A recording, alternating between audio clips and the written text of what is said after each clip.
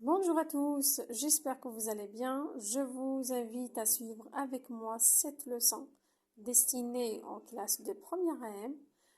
Alors aujourd'hui, je suis venue avec une leçon qui vous résume la séquence.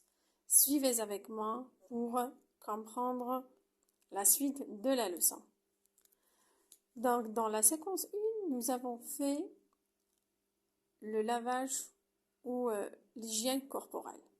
Dans l'hygiène corporelle, nous avons procédé par un texte. Quelle est la structure d'un texte explicatif? Alors, dans le texte explicatif, il y a 3 parties. Comme vous voyez, donc là, nous avons la première partie. Là, nous avons la seconde partie et nous avons la troisième partie.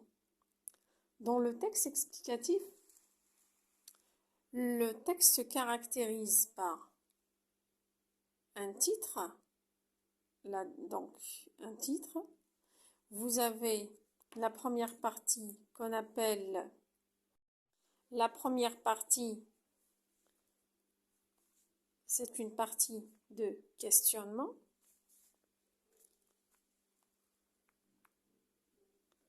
La deuxième partie, donc, le questionnement parce qu'il y a une question. La deuxième partie qui sert à répondre à la question, qu'on appelle partie explication, réponse ou explication. Et on termine toujours un texte par une conclusion. Très bien.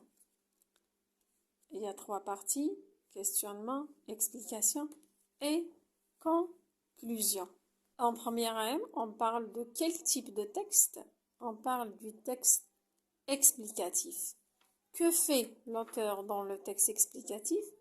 Elle explique à quelqu'un comment faire, par exemple, comment se laver les mains, comment prendre une douche, comment être propre, etc. Donc, il lui explique ce qu'il doit faire pour avoir une bonne hygiène. Maintenant, on va essayer de trouver ou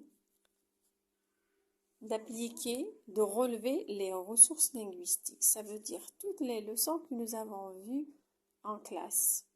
La première leçon qui a été faite, c'était la définition. Ensemble, essayons de relever une définition dans le texte. La douche est une pratique importante pour le corps. Déjà, la toute première phrase est une définition. Nous avons dit quand on trouve le « et » ou bien « consiste à », constitue et aussi les 2 points. Donc vous avez la douche est une pratique importante pour le corps. Donc là, la première phrase est une définition. Puis, se termine la première partie par une question. Et là, nous avons partie questionnement. La deuxième leçon qui a été faite, c'était le même jour, nous avons fait la définition et la synonymie. Ensemble, essayons de relever le synonyme du mot saleté. De la saleté, de la transpiration et des impuretés.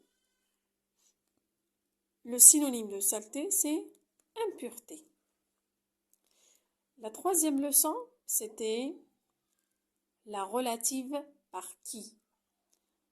Donc, on essaye de relever une phrase, la proposition subordonnée relative dans le texte.